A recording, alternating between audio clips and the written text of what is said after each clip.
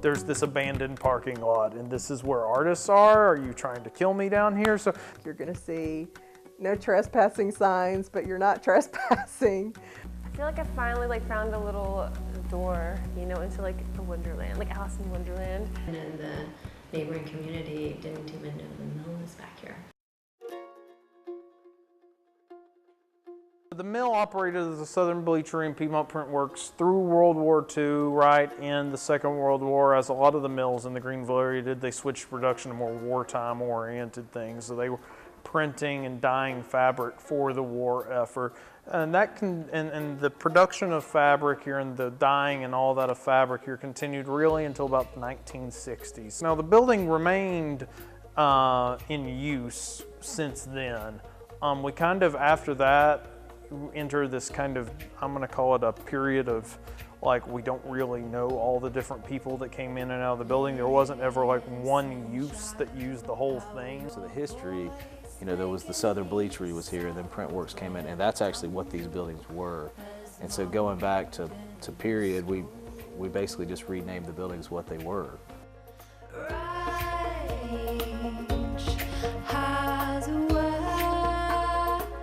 In ways, the mill is sort of a destination, and so the Southern Bleachery as an event space for weddings, for festivals, corporate events, works really well. There was just a natural first sort of large-scale business to be open here.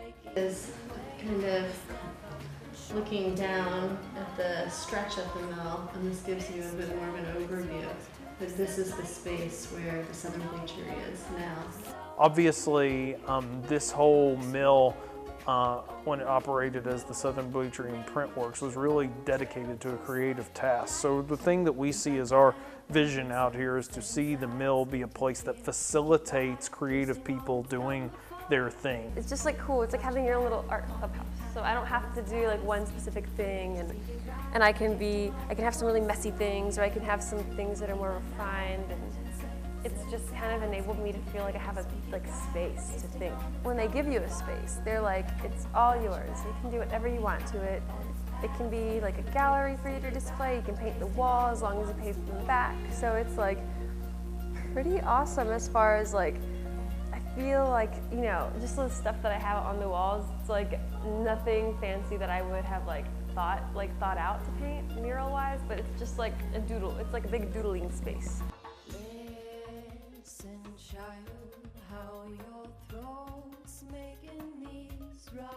Well, with what I do with my practice, because I do counseling, but I'm an LPC. I'm a licensed professional counselor and a licensed professional counselor supervisor, and so I help folks who are wanting to become licensed go through the licensure process, and part of that is groups on Saturdays.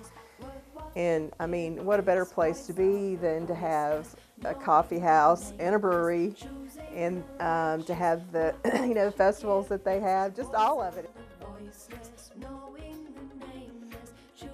I'd like to see this at full capacity in 20 years. I don't know for sure, but it'd be great if we had some condos in here, and some live-work situations where artists are able to live here and work out of their spaces as well. Has never been shown to you, my love. This thread is yours to set light.